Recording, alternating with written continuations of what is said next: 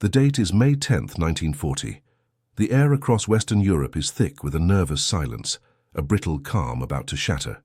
The vast armies of the Wehrmacht, the ultimate expression of German industrial and tactical power, are poised, ready to execute Operation Fall Gelb, Case Yellow. This was not the slugging match of the Great War. This was Blitzkrieg, lightning war. Yet, the fate of entire nations was about to hinge on a single, utterly mundane task: a delivery. In the small, unassuming village of Verviers, Belgium, just miles from the German border, life continued in a state of anxious suspension. The sound of distant artillery was a rumor, not a reality, but the shadow of history was lengthening over every cobblestone. Our protagonist is not a general, not a tank commander, nor a Spitfire pilot. He is Antoine Lefebvre, a slender 14-year-old boy, whose world extended no further than the flour-dusted perimeter of his family's bakery, Le Pain Quotidien. Antoine was an accidental cog in the machinery of destiny. His mission on this day was simple: deliver 6 loaves of rye bread to the monastery of Saint Theodore, a routine chore that had become his initiation into the adult world of responsibility. He carried the loaves in a wicker basket, secured to the frame of his sturdy but well-worn bicycle, its chain squeaking a cheerful counterpoint to the impending doom. The historical irony. The Allies had been meticulously preparing for the German invasion for months, placing their full faith in the highly fortified Maginot Line and the expectation that the enemy would repeat the sweeping movement through the northern lowlands. The infamous Schlieffen Plan, revisited. They had deployed their best, most mobile armies, the British Expeditionary Force, BEF, and the elite French formations, into Belgium, ready to meet the anticipated thrust. What they utterly failed to grasp, what their entire strategic architecture ignored, was the audacity of the German plan. The main strike, the Schwerpunkt, was to come further south, through the seemingly impassable, thickly forested hills of the Ardennes, long dismissed as unsuitable for massed armor.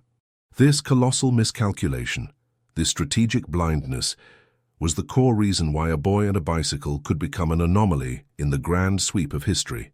Antoine, unaware of the vast strategic theater unfolding around him, pedaled down the country road, his mind perhaps on the small coin he would receive, or the warmth of the fresh bread beneath his fingers. He had been given explicit instructions by his father. The path through the old quarry, Antoine. It is shorter and quieter today.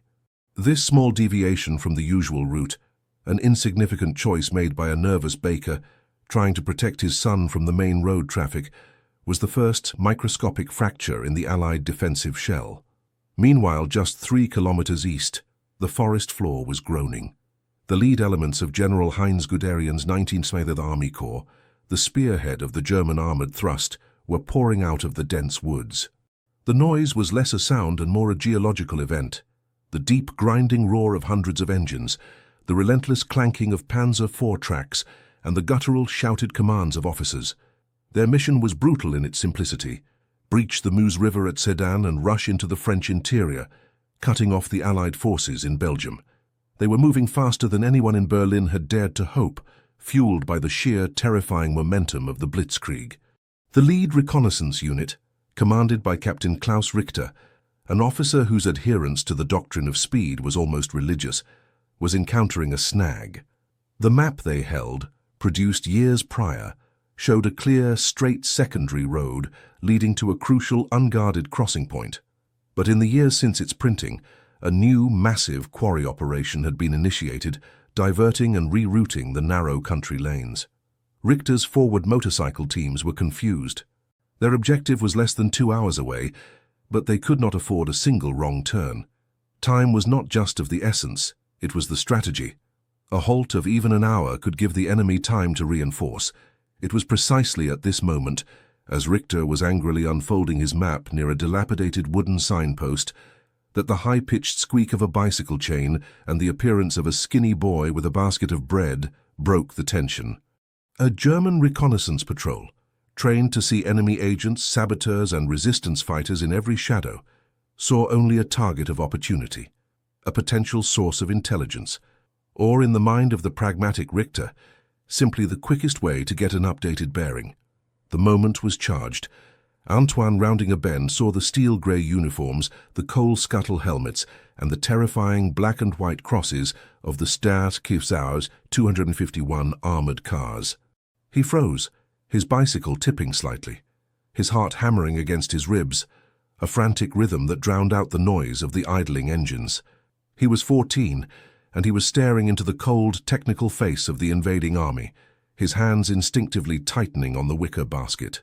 He had 6 loaves of rye bread, and he had just inadvertently become the only person in the vicinity who knew the most direct, practical, and current route through the local landscape.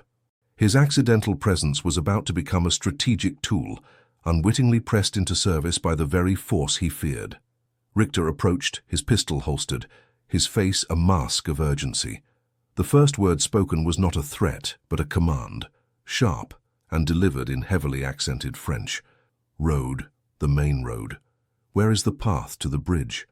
The magnitude of this moment, the sheer luck involved, is often lost in the grand narratives of the war.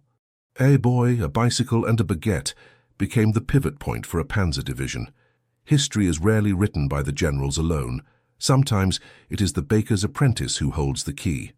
If you are finding this deep dive into the hidden narratives of World War II compelling, please consider subscribing to our channel and hitting the notification bell. Your support allows us to continue bringing these incredible, historically accurate stories to light. Antoine stood rooted, the smell of diesel and fear overriding the comforting aroma of fresh rye. Captain Richter was imposing, his uniform immaculate despite the dust, the intensity in his eyes unnerving. The other soldiers, young men with tired, grim faces, watched from the hulking silhouette of their half-track. Antoine's first instinct was to flee, but the German officer's hand resting on the holster made any movement suicidal. Richter repeated his question, his voice laced with the impatience of a man racing against the calendar. "You, boy, this road, it is new. We need the old route to the Meuse crossing. Show us the fastest way immediately." Antoine, stammering, managed to point back the way he had come. "The main road, it is that way, sir, but it is blocked today. They are doing maintenance, I think. Barricades." He was not consciously lying. His father had told him to avoid the main road. To Antoine, maintenance and barricades were interchangeable terms for do not go here. He was merely repeating the instructions of a local adult, unaware that those barricades might simply be a downed tree or a small military checkpoint, easily bypassed by a German armored column. Richter glanced at his map, then at the dirt track leading past the quarry, the track Antoine had just successfully navigated. The cartographer's mark for the secondary road to the river was faint, almost a suggestion. But the boy, the local, was firm about the main route being impassable. To the German officer, the boy's terrified yet earnest testimony was more current than the outdated cartography in his hands. The military mind, trained for efficiency, operates on the principle of least resistance. Why face a known, if unverified, obstacle on the main route when a local was confirming an alternative clear path? The strategic imperative. Guderian's entire strategy was predicated on speed and the element of surprise in the Ardennes. Any delay could be catastrophic. The secondary road the boy mentioned, the quarry track, was not the ideal route marked on Richter's map. It was winding, narrow, and significantly less developed, but critically it skirted the outside of a small valley. The main road, the one Antoine claimed was blocked, ran through the valley and was, unbeknownst to Richter, within sight of an isolated, well-camouflaged French reconnaissance platoon positioned for early warning. Richter made the decision in an instant, a choice that would be debated by historians for decades. Turn the column, we will take the southern approach. The boy is right. The main road is always chaos. Antoine was dismissed with a wave of the hand, his bicycle now leaning against a tree, his heart still pounding. The massive metal beasts of the panzer column began the difficult, grinding turn onto the narrow quarry path, a maneuver that took valuable, noisy minutes. The column was now moving south, on a path no larger than a farm track, adding an estimated 5 miles and a crucial 90 minutes to their journey to the vital crossing point on the Meuse. The importance of those 90 minutes cannot be overstated. 90 minutes of unearned time for the Allied High Command to gather fragmented intelligence, for messages to be relayed, and for reserves to be theoretically scrambled. More importantly, It was 90 minutes that placed the entire column in a difficult, constrained terrain. Antoine watched them go, clutching the basket tightly, the smell of bread now mixed with the acrid scent of fear. He eventually remounted his bicycle and continued his mission to the monastery, completing his simple delivery. He had done his chore, following his father's instruction to take the shortest path. He was a good son. Perspective. The French commander. Simultaneously, Lieutenant Charles Dubois, commanding the French reconnaissance post in the valley overlooking the main road, heard the sound. Not the deep, rumbling roar of tanks, but a fainter, distant sound. The continuous, high-pitched grinding of dozens of powerful engines straining at a lower gear, accompanied by the distinct clanking of heavy treads on uneven rock. "Listen," Dubois whispered to his sergeant, a veteran of the Moroccan campaign. "That is not a truck convoy. That is heavy, but it is moving away from us, not toward the river on the main route." Had the column taken the main road, as Allied doctrine had predicted, they would have been spotted immediately, their size and strength confirmed, and the alarm would have been raised. Dubois would have engaged, forcing the Germans to halt and commit to a fight, buying hours. But because of Antoine's unintentional diversion, the main column was moving on a completely unexpected vector, hidden by a ridge. Dubois, receiving only vague reports of enemy movement, concluded that it was likely a flanking maneuver, or a smaller probing force, not the Schwerpunkt, the main punch. He held his position, waiting for the expected flood on the main road that never came. The 90 minutes of delay achieved by Antoine's detour, combined with the change of route, led directly to a critical failure of intelligence aggregation for the entire sector. The French command, receiving ambiguous reports of small groups on minor roads, failed to see the terrifying concentrated mass that Guderian was actually deploying. Antoine, arriving at the monastery, delivered the 6 loaves. Brother Paul accepted them, noting the boy's pallor. "You look like you've seen a ghost, Antoine. Is the war finally upon us?" The boy nodded, taking his coin. "Something big, brother. Something big is moving, but not on the main road." He did not know it, but he had just delivered an unwritten intelligence report of profound strategic significance, a report that only the monastery's recipient heard, and only briefly noted, before the true chaos began. The immediate effect of Antoine's accidental misdirection was the transformation of a finely tuned, rapid advance into a difficult, slow grind. The quarry path was treacherous. It was never intended to support the weight of multiple 30-ton Panzer IV tanks. The first tank to slip a track in the soft shoulder held up the entire column for a crucial 20 minutes. This was not the Schwerpunkt Guderian had envisioned, fast, fluid, unstoppable. This was a cumbersome slow-motion ballet of steel and mud. Captain Richter, his initial confidence now curdling into frustration, knew the cost of every minute. Blitzkrieg was a race against time, a psychological weapon that relied on the enemy's inability to react. Every halt diminished the shock value. Every minute spent winching a tank out of the mud gave the Allies a collective gasp of time to organize their scattered thoughts. Technical detail. The Panzer III and terrain. The bulk of Richter's column consisted of the lighter Panzer III tanks, designed for speed. They weighed around 20 metric tons, armed primarily with a 3.7 mm DBK 36 cannon. While agile on open ground, their narrow tracks provided poor flotation in the soft, uneven earth of the quarry path. This terrain forced the drivers to severely reduce speed, often descending into first gear. Their fuel consumption, already a major logistics concern for the fast-moving German army, spiked dramatically. Instead of covering 30 km/h as designed, they were crawling at an infuriating 5 to 7 km/h, their commander pacing furiously. Meanwhile, a strategic vacuum was opening up. The initial intelligence reports reaching the Allied commanders in the rear were already hopelessly confused. General Bilot, commanding the First Army Group, was expecting the entire German advance to materialize on the predicted well-trodden routes. The reports coming from the forward observers mentioned sporadic enemy movement and small columns on southern tracks. The lack of a major, undeniable presence on the main road was interpreted not as a danger, but as confirmation of the pre-war analysis.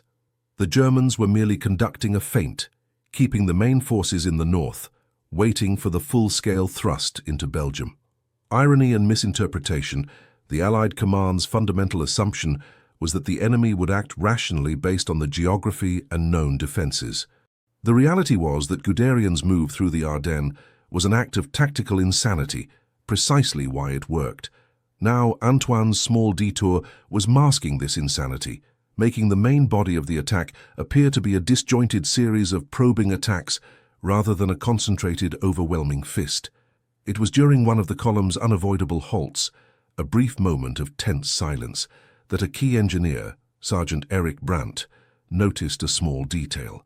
Scattered along the track, left behind by Antoine's basket, were crumbs of rye bread. Brandt, a former civilian baker, recognized the distinctive dark crust and heavy grain. Brandt brought the observation to Richter, a small, insignificant detail amidst the metallic chaos. "Captain, look. Fresh bread." The boy was making a delivery. Not spying. He was telling the truth about the main road, but perhaps he was only speaking of a local inconvenience, not a strategic barrier. This realization hit Richter like a physical blow. The boy was not a liar, but he was a local delivering bread. He was reacting to his immediate local knowledge, the temporary, small inconvenience of a local road closure, not the global military reality. Richter understood with a sickening drop in his stomach that he had, through impatience, committed the cardinal sin of the blitzkrieg. He had exchanged speed for a perceived but ultimately false certainty. He had, in his own mind, been duped by a loaf of bread. The column finally emerged from the choking constraints of the quarry path, emerging onto a slightly better but still secondary asphalt road. They were an hour and a half behind schedule. Richter immediately ordered the radio operators to send an urgent coded message up the chain of command, detailing the delay and the reason. But the damage had been done. Their initial thrust was less sharp, their presence less shocking than it should have been. The human cost of the delay. 90 minutes is a geological epoch in military time. In those minutes, a single French signal unit, located further down the Meuse, received confirmation that the Germans were not advancing down the main road, but were still struggling in the heavily wooded areas south of Verviers. This information, relayed with a priority that a direct sighting would not have warranted, was sent to a reserve artillery battery that had been placed on standby. The battery, the 18th Artillery Regiment, was still waiting for final deployment orders. The 90-minute delay meant that when Richter's column finally neared the Meuse crossing, now rushing to make up time, the French artillery unit was not still standing idle. It had received its final coordinates, deployed, and was digging in. They were ready. The roar of the engines had given way to the deep, resonant, and terrifying rumble of mechanized warfare closing on its target. But now, it was a sound that was no longer completely unexpected. The silence had been broken, not by the tanks, but by the subtle shift of the map caused by the weight of 6 loaves of rye bread. Antoine, having completed his delivery and pocketed his small fee, was cycling back towards the main road, a sense of confused relief washing over him.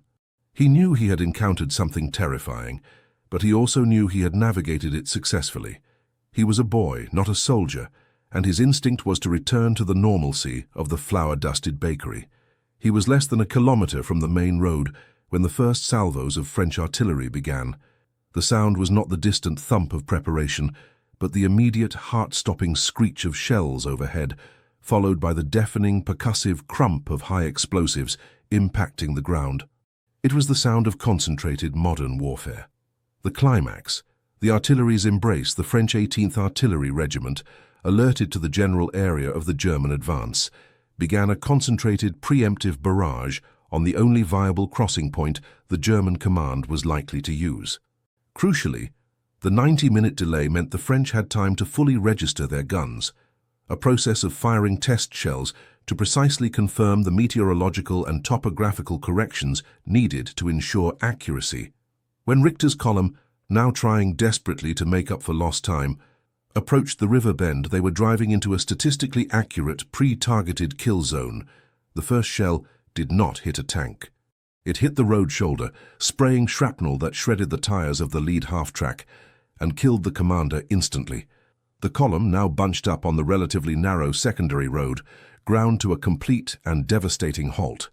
Richter, now commanding the lead element, screamed into the radio for counter-battery fire, but the supporting German artillery was too far behind, still struggling with the logistics of the slow-moving column. The German perspective, Captain Richter's revelation. Richter immediately understood the gravity of the situation. This was not the expected, uncoordinated French resistance. This was a concentrated, pre-planned engagement. The French were waiting, they were sighted, and they were accurate. The shock of the blitzkrieg was gone, replaced by the grim reality of a conventional, high-attrition artillery battle.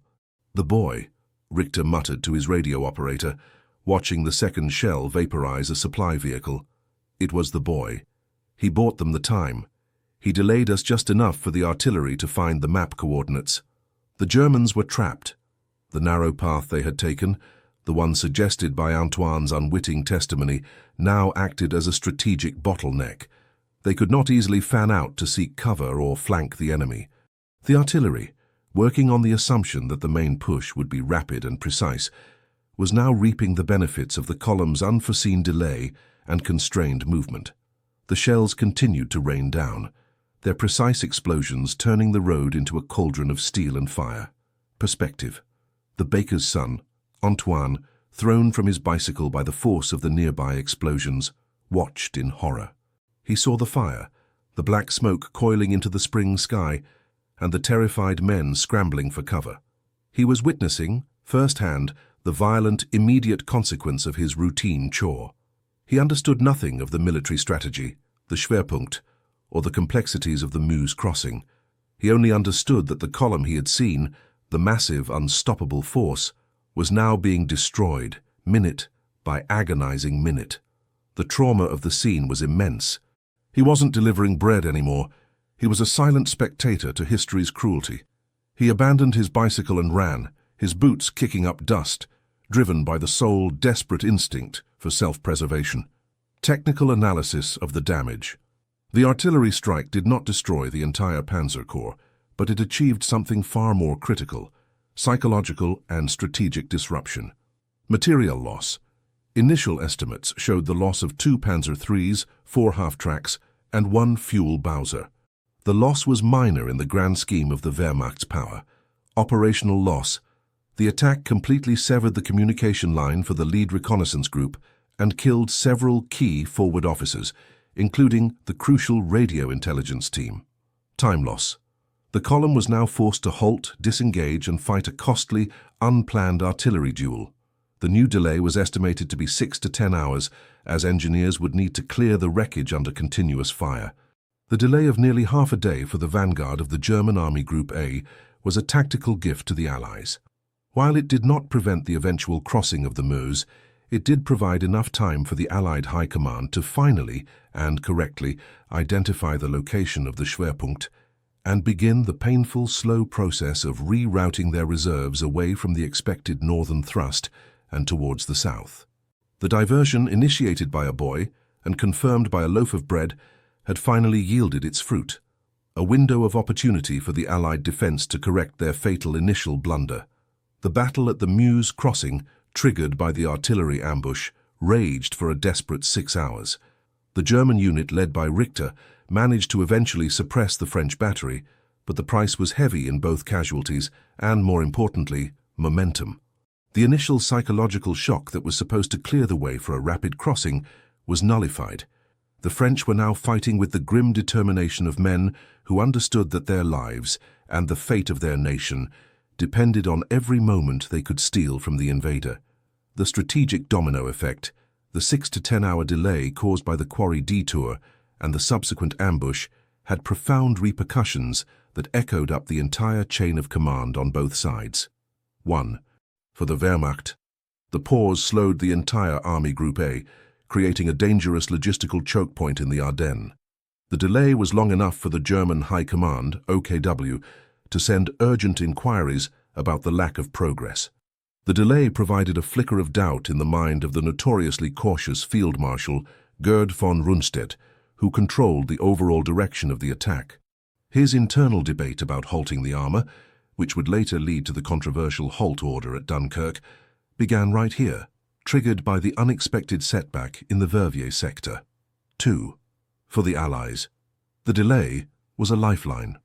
General Bilot, receiving accurate reports of the strength and location of the delayed German concentration, finally began the arduous process of pivoting the main French armoured division, the 4th DCR, Division Cuirassé de Réserve, towards Sedan, the true German objective.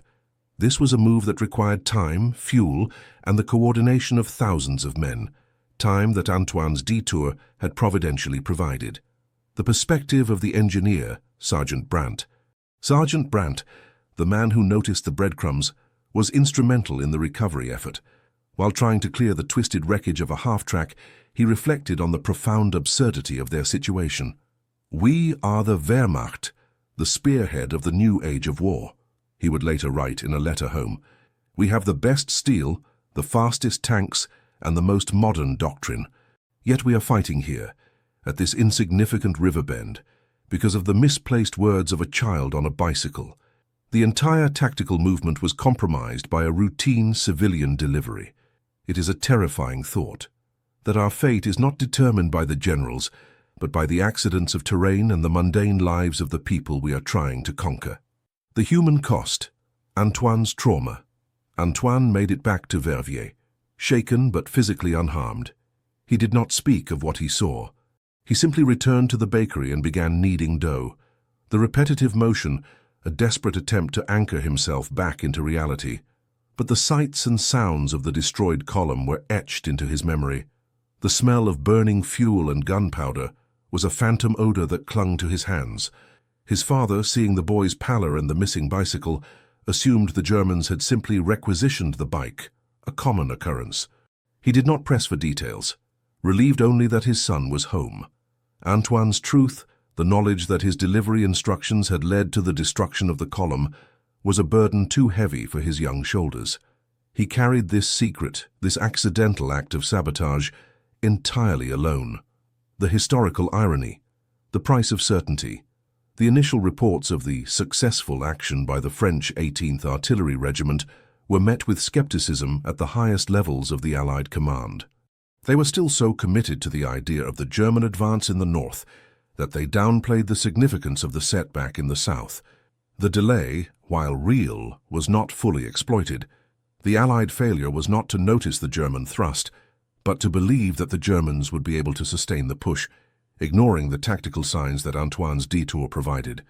However, the 6-hour window of time was enough for the French 4th DCR, commanded by the then Colonel Charles de Gaulle, to begin their move toward the Meuse. Though they arrived too late to stop the final German breach, the move itself was a direct response to the delayed, localized, and well-documented fight that occurred at the crossing. The small delay, caused by a loaf of bread, facilitated the critical counterattack that would be launched days later, one of the few shining moments of the early French campaign. Antoine had, without knowing it, laid the groundwork for the most tenacious French resistance of the Blitzkrieg. The months following the German victory in France saw Europe settle into the uneasy silence of occupation. Belgium was now under the jackboot of the Wehrmacht. Verviers was just another town in the vast new Reich. Antoine returned to his life as a baker's apprentice, his childhood replaced by the grim realities of rationing and curfew. His secret, the fact that his delivery instructions had inadvertently caused a significant delay and destruction of a German column, remained buried. The legacy of the delay. The tactical delay caused by Antoine's misdirection eventually fed into the larger German operational decisions. The success of the Blitzkrieg was overwhelming, but the minor setbacks along the way, including the significant loss of momentum and the fuel consumption issues in the Verviers sector, subtly influenced Hitler's infamous halt order at Dunkirk. The generals, having encountered fierce localized resistance like the one at the Meuse crossing and logistical fragility, were more inclined to pause, consolidate, and rely on the Luftwaffe for the final blow. While many factors led to the Dunkirk evacuation, the unearned time and the operational uncertainty injected by the events at Verviers contributed to the overall mood of caution among the German high command. A visit from the past. One cold afternoon, nearly 5 months after the invasion, a military vehicle pulled up in front of La Panne Quotidienne. A German officer, not Captain Richter, but a major from the Logistics Corps, stepped out. He carried a folder and a meticulous, detailed map. He was conducting an inquiry into the massive logistical overruns and unexpected delays that plagued the Guderian thrust in the first days of the invasion. He spoke to Antoine's father, asking about the main road, the quarry, and local traffic patterns on May 10th. The Major showed Antoine's father the complex, now marked-up map.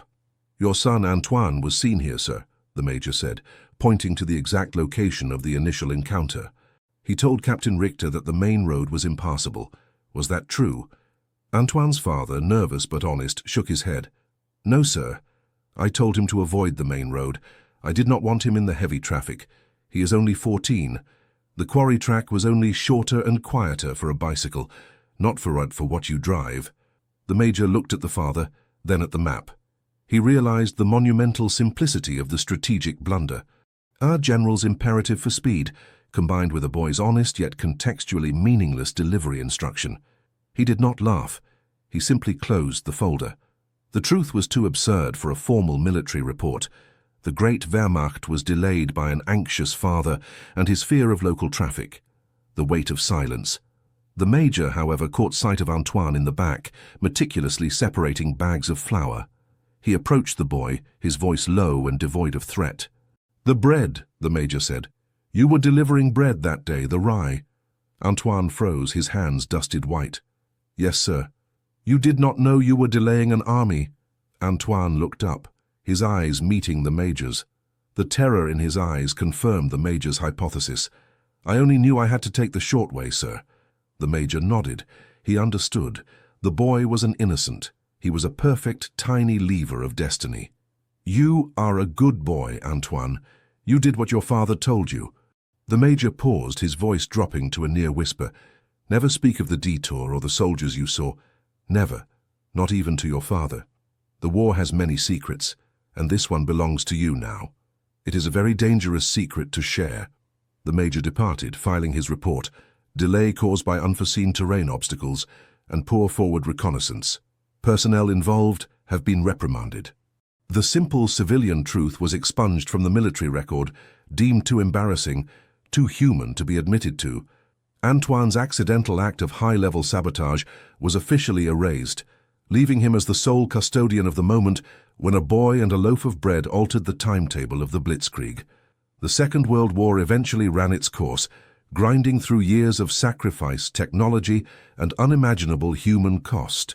The massive forces of industry, strategy, and logistics eventually decided the conflict. Yet the small localized event in Verviers, the accident of Antoine Lefebvre's first delivery, remains a perfect illustration of how the smallest human moments can become the pivotal anomalies in the grand sweep of history.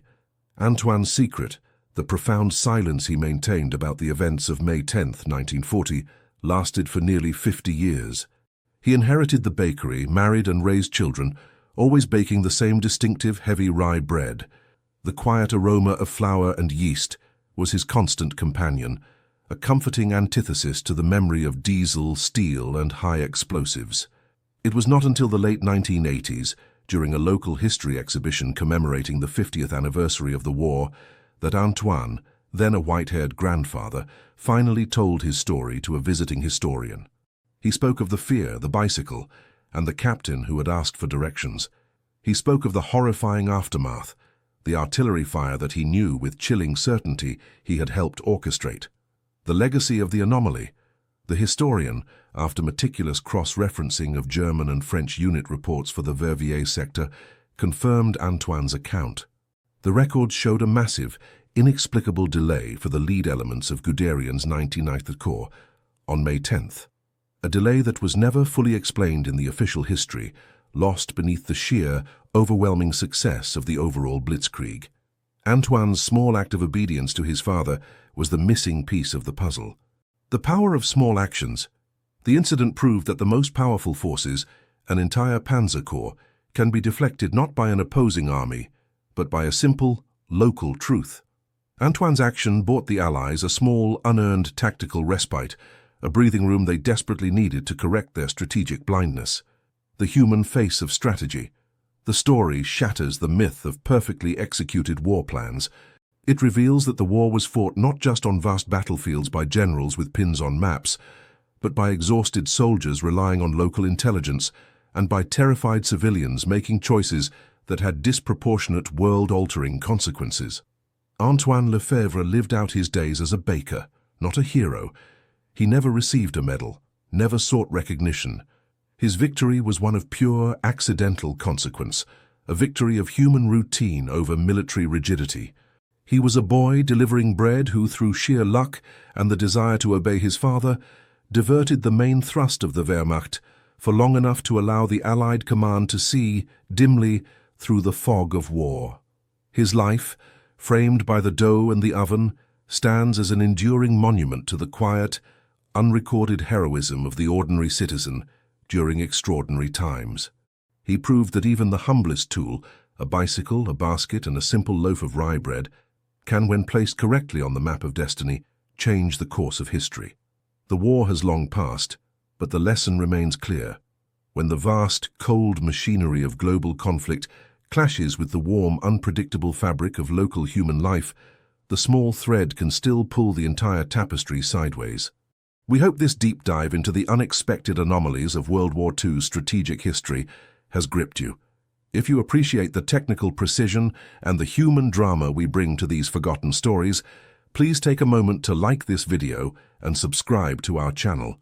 Hit the notification bell so you don't miss our next historical breakdown. Which hidden story of the war should we explore next? Let us know in the comments below.